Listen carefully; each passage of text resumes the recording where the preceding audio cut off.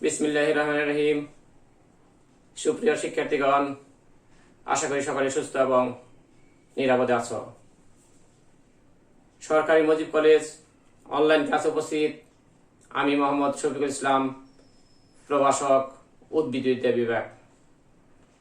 শুরুতেই অনলাইন ক্লাসে ধন্যবাদ জানাচ্ছি সরকারি মুজিব কলেজের সুনামধন্য অধ্যক্ষ প্রফেসর ডক্টর সদরুদ্দিন আহমদ স্যারকে। সে সাথে ধন্যবাদ জানাচ্ছি সার্বিক সহায়তায় রয়েছেন আলিম স্যারকে। কোভিড-19 মহামারীর কারণে আমরা আজ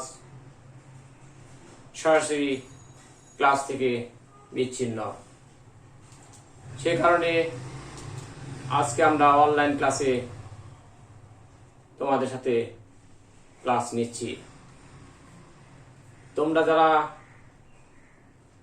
একাদশ শ্রেণীর ছাত্রছাত্রী, তাদের আজকে আমরা জীববিজ্ঞান প্রথম পত্রের কোষ এবং এর গঠন এই অধ্যায় নিয়ে আলোচনা করব। জীববিজ্ঞান প্রথম পত্রের 12টি অধ্যায় রয়েছে। তার মধ্যে প্রথম অধ্যায় কোষ ও এর গঠন। পূর্বে আমি জীববিজ্ঞানের মৌলিক বিষয় তথা উপক্রমণিকা নিয়ে 2টি ক্লাস নিয়েছিলাম। আজকে আমরা প্রথম অধ্যায় কোষ এবং এর গঠন নিয়ে আলোচনা করব। আজকে আমরা এই অধ্যায়ে যে টপিকসগুলো নিয়ে বিষয়সমূহ নিয়ে আলোচনা করব তা বোর্ডে স্পষ্ট করে দেওয়া আছে, তোমরা একটু খেয়াল করো। আজকে আমরা যা করব, কোষ কি, কোষীয় অঙ্গাণু কি, কোষবিদ্যা কি, কোষের প্রকারভেদ, আদর্শ উদ্ভিদ কোষ কি, প্রোটোপ্লাজম কি এবং প্রোটোপ্লাজমকে জীবনের ভৌত ভিত্তি বলা হয় কেন। প্রথমে আমরা যাই কোষ কি। তোমরা সবাই এই সংজ্ঞা জানো, বিভিন্ন ক্লাসেই পড়ে আসছো। জীবদেহের গঠন এবং কার্যের এককে কোষ বলা হয়। 1665 সালে রবার্ট হুক নামক বিজ্ঞানী প্রথমে এই কোষ আবিষ্কার করেন। তাহলে কোষ কি, সংজ্ঞাটি সকলে ক্লিয়ার। তোমরা বিভিন্ন ধরনের সংজ্ঞা পড়ে আসছো, নবম দশম শ্রেণীতে লুই এবং সিটকিবেজের সংজ্ঞা। আমি সহজ একটি সংজ্ঞা বললাম, জীবদেহের গঠন এবং কার্যের এককে কোষ বলা হয়। ক্লিয়ার। এরপর আমরা চলে যাব কোষীয় অঙ্গাণু। কোষের অভ্যন্তরে সাইটোপ্লাজমের মধ্যে বিদ্যমান যে সমস্ত জীবন্ত উদ্ভিদ জীবের জন্য খুবই গুরুত্বপূর্ণ শারীরিক কাজ সম্পন্ন করে থাকে, সেই সমস্ত অঙ্গাণুকে বলা হয় কোষীয় অঙ্গাণু। তাহলে কোষীয় অঙ্গাণু কি বলবো? কোষের সাইটোপ্লাজমের মধ্যে বিদ্যমান যে সমস্ত অঙ্গাণু জীবের জন্য অপরিহার্য, জীবন্ত, সেই সমস্ত অঙ্গাণুকে বলা হয় কোষীয় অঙ্গাণু তথা সাইটোপ্লাজমীয় অঙ্গাণু। এরপর আমরা জানবো কোষবিদ্যা কি, সাইটোলজি। তোমরা পূর্বে ক্লাসে পড়ে আসছো সাইটোলজি। জীববিজ্ঞানের যে শাখায় কোষ নিয়ে আলোচনা, পড়াশোনা, গবেষণা করা হয় তাকে বলা হয় কোষবিদ্যা, যার ইংরেজিতে বলা হয় সাইটোলজি। এর পরবর্তী টপিক আমরা আলোচনা করব কোষের প্রকারভেদ।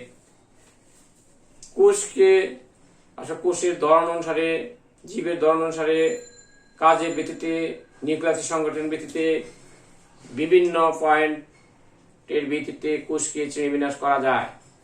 জীবের ধরন অনুসারে কোষ 2 ধরনের, একটি হলো উদ্ভিদ কোষ আর একটি হলো প্রাণী কোষ। আমরা আজকে জানবো শারীরবৃত্তীয় কাজের ভিত্তিতে কোষ কয় প্রকার এবং নিউক্লিয়াসের সংগঠনের উপর ভিত্তি করে কোষ কয় ধরনের। প্রথমে যাব শারীরবৃত্তীয় কাজের ভিত্তিতে কোষকে দুইটি ভাগে ভাগ করা যায়। একটি হলো দেহকোষ আর একটি হলো জননকোষ। দেহকোষ যে সমস্ত কোষ জীবের দেহ গঠন করে তাদেরকে দেহকোষ বলা হয়ে থাকে। দেহকোষ সর্বদা ডিপ্লয়েড হয়। একটা জীব কোষের দৈহিক বৃদ্ধি বিকাশের জন্য এই কোষগুলাই ভূমিকা রাখে। ক্লিয়ার? জনন কোষ জনন কার্যে অংশগ্রহণ করে যে সমস্ত কোষ তাদেরকে বলা হয় জনন কোষ। জনন কোষ সমূহ সবসময় হ্যাপ্লয়েড হয়। হ্যাপ্লয়েড মানে n সংখ্যক ক্রোমোজোম আর ডিপ্লয়েড মানে টুয়াইস n সংখ্যক ক্রোমোজোম। হ্যাপ্লয়েড মানে এক প্রস্থ আর টুয়াইস n মানে দুই প্রস্থ ক্রোমোজোম। তাহলে জনন কোষগুলো সবসময় কি হয়? হ্যাপ্লয়েড তথা n সংখ্যক ক্রোমোজোম বিশিষ্ট হয়ে থাকে। যেমন শুক্রাণু, ডিম্বাণু, এরা হলো জনন কোষ। শুক্রাণু, ডিম্বাণু একটি পুংজনন কোষ আর একটি স্ত্রীজনন কোষ মিলনের ফলে প্রথম যে কোষ সৃষ্টি হয় তার নাম হলো জাইগোট, যা ডিপ্লয়েড। তাহলে ডিপ্লয়েড কোষের সৃষ্টি করে কি? জনন কোষ মিলনের ফলে। জনন মাতৃকোষ থেকে মিউসিস বিভাজনের মাধ্যমে জনন কোষ সৃষ্টি হয়ে থাকে। তাহলে শারীরবৃত্তীয় কাজের উপর ভিত্তি করে কোষের শ্রেণীবিন্যাস কমপ্লিট কিনা? সকলে কমপ্লিট। আমরা এরপরে চলে যাব নিউক্লিয়াসের সংগঠনের উপর ভিত্তি করে কোষকে দুই ভাগে ভাগ করা যায়। একটি হলো আদি কোষ আর একটি প্রকৃত কোষ। নিউক্লিয়াস কোষের একটি গুরুত্বপূর্ণ অঙ্গাণু, যাকে প্রাণকেন্দ্র বলা হয়, মস্তিষ্ক বলা হয় কোষের, জীবকোষের। তাহলে এই নিউক্লিয়াস কি রকম ভাবে গঠিত তার সংগঠনের উপর ভিত্তি করে গঠনের ভিত্তিতে কোষকে দুই ভাগে ভাগ করা হয়েছে। একটি হলো আদি কোষ, প্রোক্যারিওটিক সেল, আরেকটি হলো প্রকৃত কোষ, তাহলে ইউক্যারিওটিক সেল। তাহলে আমরা প্রথমে যাব আদি কোষ কাদেরকে বলা হয়?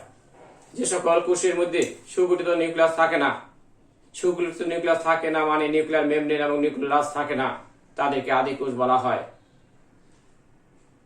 নিউক্লিয়ার বস্তু বিদ্যমান থাকে।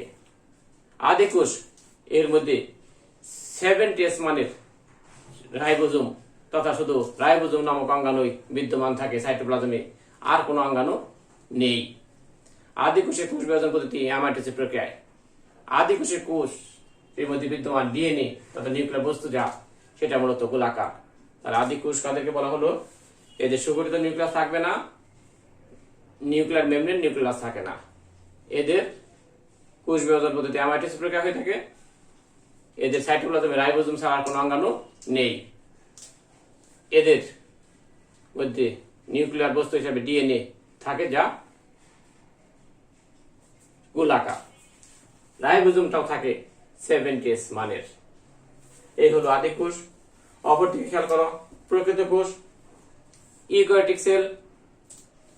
যে সমস্ত কোষের মধ্যে সুগঠিত নিউক্লিয়াস থাকে তাদেরকে প্রকৃত কোষ তথা সুকেন্দ্রিক কোষ বলা হয়। সুগঠিত নিউক্লিয়াস মানে নিউক্লিয়াসের যে চারটি উপাদান তথা নিউক্লিয়ার মেমব্রেন, নিউক্লিয়াস থাকবেই। তার মানে নিউক্লিয়ার মেমব্রেন এই সমন্বয়ে গঠিত যে নিউক্লিয়াস তাকে বলা হয় সুগঠিত নিউক্লিয়াস। আর এই সুগঠিত নিউক্লিয়াস যাদের মধ্যে থাকে তাদেরকে বলা হয় কি? প্রকৃত কোষ, ইউক্যারিওটিক সেল। প্রকৃত কোষের মধ্যে সুগঠিত নিউক্লিয়াস এর সাথে সাইটোপ্লাজমের বিভিন্ন অঙ্গাণু, রাইবোজোম সহ অন্য সকল অঙ্গাণু, মাইটোকন্ড্রিয়া, ক্লোরোপ্লাস্ট, এন্ডোপ্লাজমিক রেটিকুলাম, সকল ধরনের অঙ্গাণুই বিদ্যমান থাকে। প্রকৃত কোষের কোষ বিভাজন পদ্ধতি মাইটোসিস এবং মিয়োসিস দুটি প্রক্রিয়া হয়ে থাকে। প্রকৃত কোষ এর রাইবোজোম 80s মানের। তাহলে প্রকৃত কোষের মধ্যে যে ডিএনএ থাকে সেটি শৈশবেলাকার দ্বিসূত্রক ডিএনএ বিদ্যমান। পৃথিবীর বেশিরভাগ জীবই প্রকৃত কোষী। আর আদি কোষ বলতে ব্যাকটেরিয়া, চায়ানোব্যাকটেরিয়া, এদেরকে বলা হয় কি? আদি কোষী। তাহলে আদি কোষ এবং প্রকৃত কোষ সম্পর্কে তোমাদের ক্লিয়ার কিনা? এই টপিক সম্পর্কে তোমরা নবম দশম শ্রেণীতে দ্বিতীয় অধ্যায়ে পড়ে এসেছ। এরপর আমরা চলে যাব আদর্শ উদ্ভিদ কোষ। আসলেও সকল কোষ আদর্শ নয়, কারণ সকল অঙ্গাণু হয়তো সকল কোষে নাও থাকতে পারে। বর্ণনার সুবিধার জন্য একটি কোষে সকল অঙ্গাণুকে উপস্থিত আছে ধরে যদি আমরা তাকে বর্ণনা করি তাহলে তাকে বলা হবে আদর্শ উদ্ভিদ কোষ। তার মানে একটি কোষের মধ্যে সকল অঙ্গাণু উপস্থিত, এটাকে ধরে কল্পনা করে যখন আমরা একটা কোষ নিয়ে আলোচনা করব তাকে বলা হবে আদর্শ উদ্ভিদ কোষ। আদর্শ উদ্ভিদ কোষের মূলত 5টি অংশ থাকে। তোমরা যদি খেয়াল করো ফানজাই, ছত্রাক, এটি কিন্তু একটা আদর্শ উদ্ভিদ কোষ নয়, কারণ এর মধ্যে তোমার কি ক্লোরোপ্লাস্ট তথা মাইটোকন্ড্রিয়া থাকে না। তাহলে সকল অঙ্গাণু বিদ্যমান এমন কোষটিকে বলা হচ্ছে আদর্শ উদ্ভিদ কোষ। একটি আদর্শ উদ্ভিদ কোষের মূলত 5টি অংশ। নাম্বার 1 কোষ প্রাচীর, নাম্বার 2 কোষ ঝিল্লি, সাইটোপ্লাজমের ঝিল্লি, নাম্বার 3 সাইটোপ্লাজম, নাম্বার 4 নিউক্লিয়াস এবং নাম্বার 5 কোষস্থ নির্জীব বস্তু। এই 5টি অংশ নিয়ে আমরা পর্যায়ক্রমে আলোচনা করব। প্রথমে যাব কোষ প্রাচীর কি। কোষ প্রাচীর জীব কোষের তথা উদ্ভিদ কোষের একটি অনন্য বৈশিষ্ট্য। উদ্ভিদ কোষের মধ্যে কোষ প্রাচীর থাকে। তার উদ্ভিদ কোষের সর্ববাহিরে জড় পদার্থের শক্ত যে আবরণ থাকে তাকে বলা হয় কোষ প্রাচীর, যা উদ্ভিদ কোষের একটি অনন্য বৈশিষ্ট্য। 1665 সালে রবার্ট হুক নামক বিজ্ঞানী যে কোষ আবিষ্কার করেছিল মূলত সেটি ছিল কোষ প্রাচীর। তাহলে কোষ প্রাচীর সম্পর্কে আমরা পরবর্তী ক্লাসে ডিটেলস আলোচনা করব। কোষ প্রাচীর দ্বারা বেষ্টিত এর মধ্যে দ্বিস্তর বিশিষ্ট যে ঝিল্লি পর্দা, বৈষম্যত পর্দা, তাকে বলা হয় কোষ ঝিল্লি। কোষ ঝিল্লি। এরপরে আমরা সাইটোপ্লাজম, নিউক্লিয়াস এবং কোষস্থ নির্জীব বস্তু সম্পর্কে পর্যায়ক্রমে আলোচনা করব। আজকে আমরা পরবর্তী টপিক প্রোটোপ্লাজম কি এ সম্পর্কে আমরা একটু জানবো। কোষের অভ্যন্তরে তথা কোষ প্রাচীর দ্বারা বেষ্টিত সমদয় অংশকে বলা হয় প্রোটোপ্লাজম। কারণ কোষের অভ্যন্তরে তরল, অর্ধতরল, স্বচ্ছ, থকথকে, জেলের ন্যায় কলর জাতীয় যে পদার্থ বিদ্যমান তাকে বলা হয় প্রোটোপ্লাজম। একটি প্রোটোপ্লাজমের অংশ মূলত 3টি: কোষ ঝিল্লি, সাইটোপ্লাজম এবং নিউক্লিয়াস।